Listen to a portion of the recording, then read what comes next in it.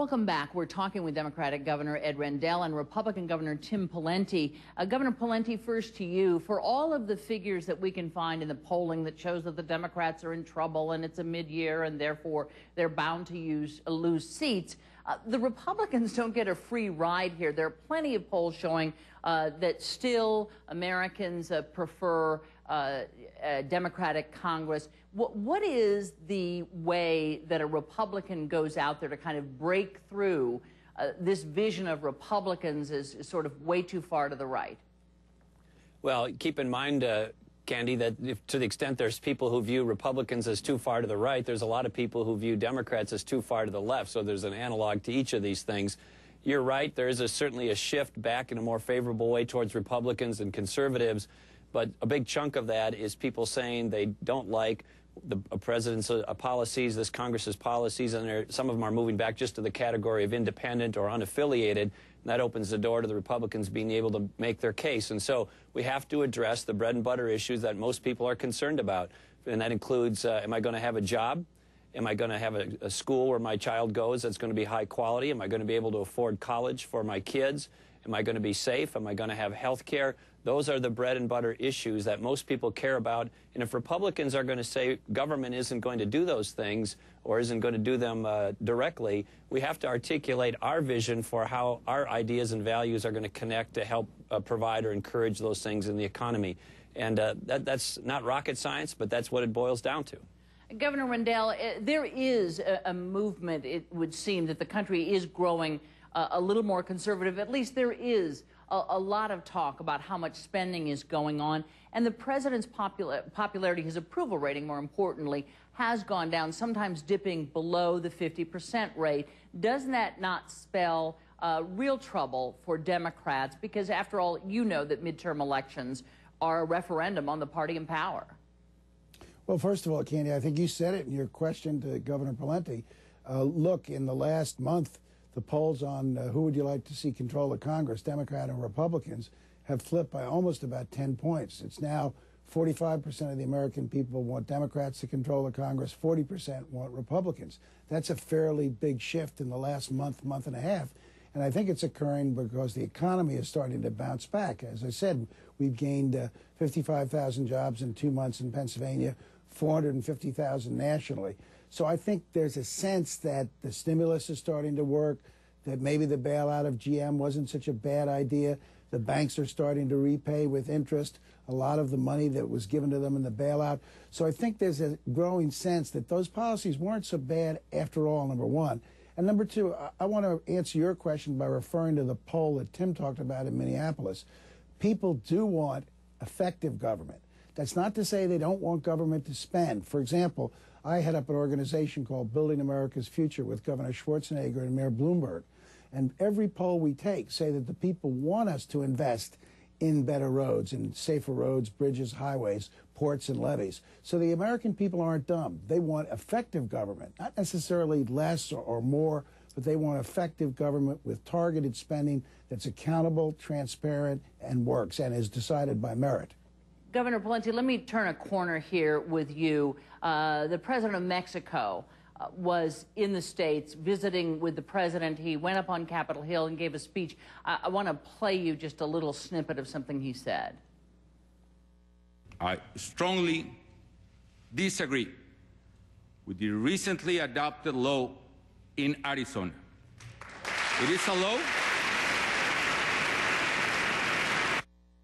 So the visual there is when he says he strongly disagrees with the law in Arizona, is all the Democrats stand up and applaud and the Republicans sit in their seats. How appropriate, and I'm going to ask this to Governor Rendell as well, how appropriate is it for the leader of another country to come to the legislative body of the United States and criticize some of the state laws?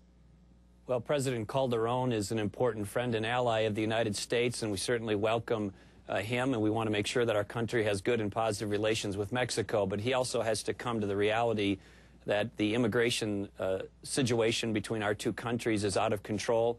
We need to have an immigration system that's legal and reasonable and orderly. What we have now is none of that. Arizona is understandably frustrated, as are a lot of other states. And so I think he should actually read the law And most people in the media who are talking about it have mischaracterized it or misunderstand it or misportray it, Candy. So I think we need better enforcement of the laws in immigration. But as to your question, I think he's free to comment on our policies. The United States certainly comments on policies in Mexico, so I don't have a problem with that. But let's talk about the merits of the issue and the real problem on the ground, and it is a real problem. Governor Rendell, real quickly, did you have a problem with what the Mexican president said?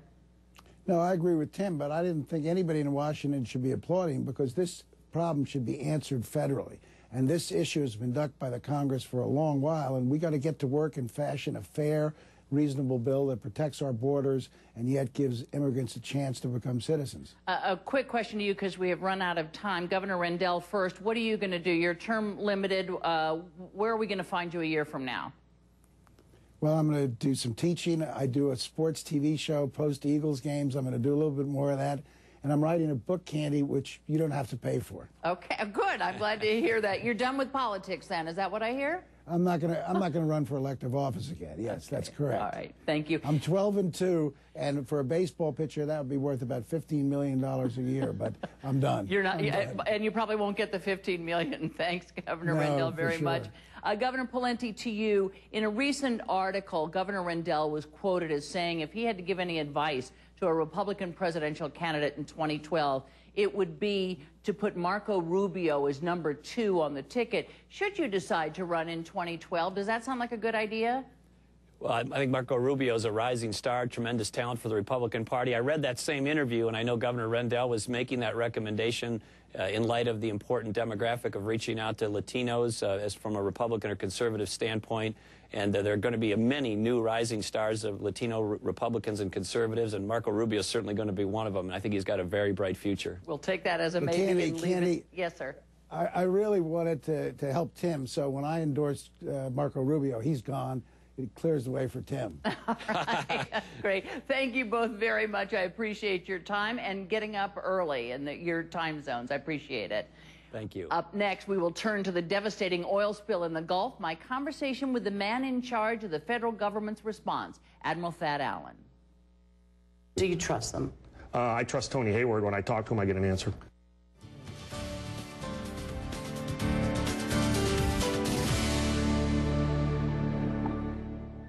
Zurich Help Point is here to help you feel confident about your business insurance in today's challenging times. Whether it's a rapid response to a crisis or direct access to more locally based risk engineers than anyone else, Zurich Help Point is backed by the strength and stability of Zurich to give you the solutions you need wherever you do business. It's here to help your world. Zurich Help Point, because change happens. When Michigan first put the world on wheels, it changed everything. Today, history repeats itself. The Michigan Economic Development Corporation is helping companies change the world once again with electric vehicles and breakthrough technologies for a greener planet. The A123 story is really about reducing dependency on foreign oil, cleaning the air, and eliminating carbon emissions over time. And a new industry is emerging from our efforts. Dow Kokum is speeding the evolution of hybrid and electric vehicle technology. It's exciting to be in Michigan, participating in the birth of this new industry. Michigan's in it to win, and we have what it takes to make it happen. Michigan's strategic incentives combined with federal support give companies a competitive edge as they bring the next generation of battery-powered vehicles to market. Michigan is at the heart of the new battery industry. Tomorrow's electric vehicles are being built today.